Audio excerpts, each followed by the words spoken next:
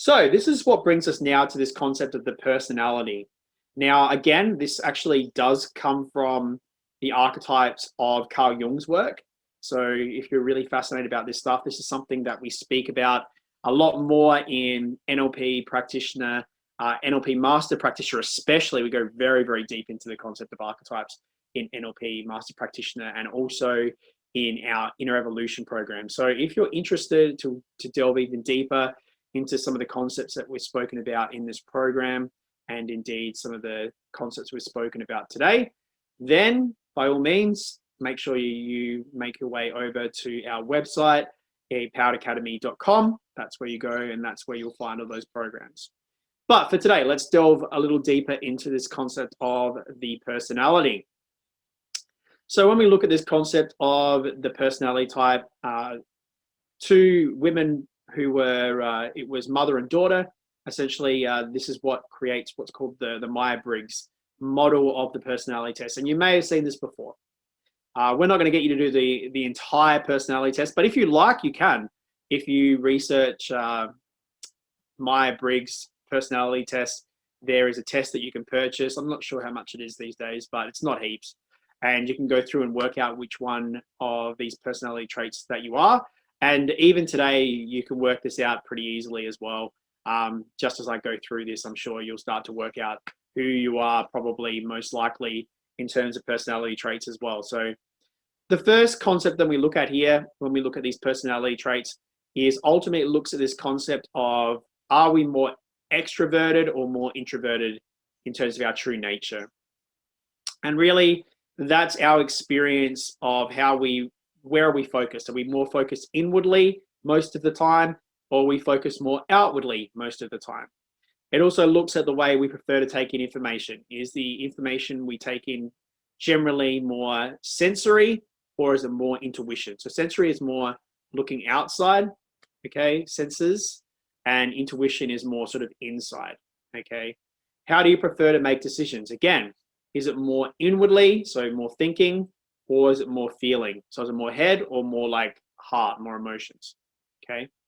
And also, how do we prefer to live our outer sort of life? So are we someone who is more sort of judging? We're looking at like, okay, this is the model of society, this is a model of the environments that I'm in, and I really want to make sure I'm conforming to that? Or are we more about how we can do things in a different way, looking for how we can maybe perceive things differently to what potentially is deemed to be the norm, okay? So this essentially makes up these different personality traits, and you can see in the middle here on the slide, there's so many different combinations of this, but it is defined in the following in the middle. So when you go through this test properly, it will give you an understanding of each of these different personality types.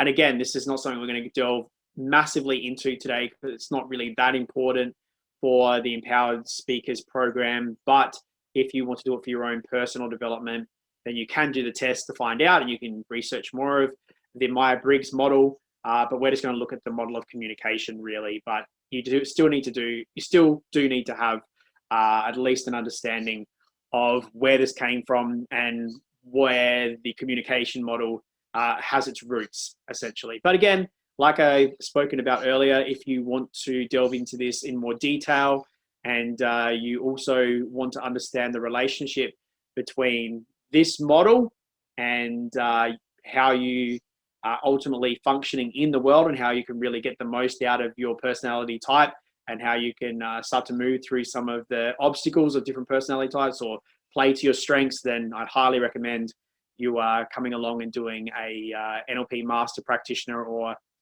come along to our Inner Evolution program where we unpack this in so much more detail. And it also gives you the ability to adjust your behavior based on different personality types as well. And you can really look at how you can structure great teams in organizations based upon this particular model.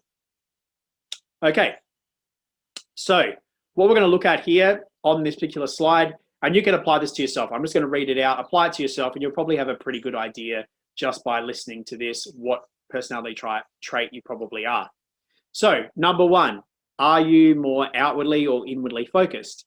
if you could describe yourself, could you be described as more talkative, outgoing, like to be in more fast-paced environments, tend to work out ideas with others, think out loud, tend to enjoy being the center of attention?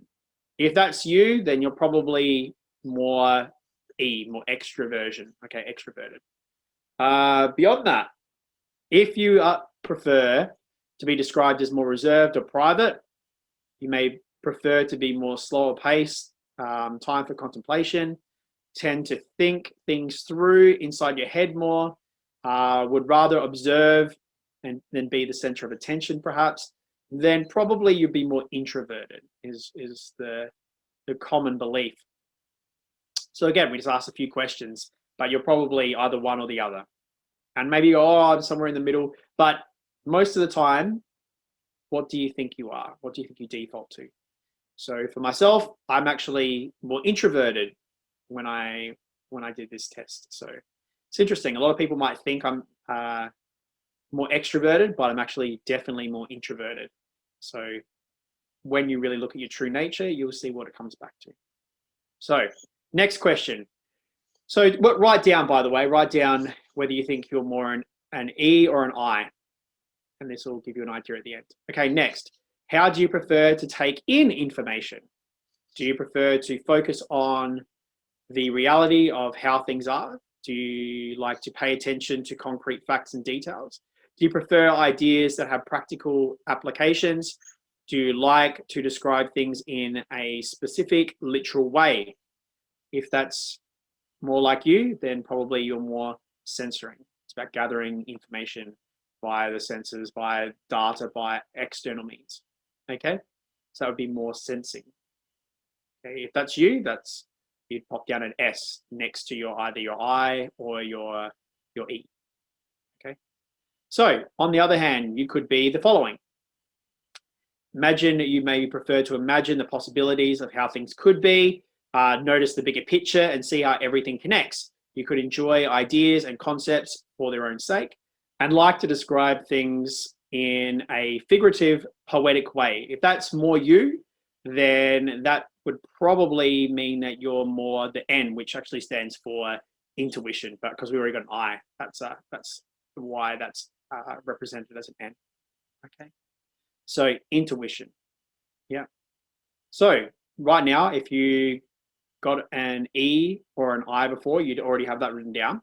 And now, if you're more S, you'd write that next to the E or the I, or if you're more N, you'd write that next to the E or the I. So I'm actually more N. So mine is IN, for instance. Okay, so next question.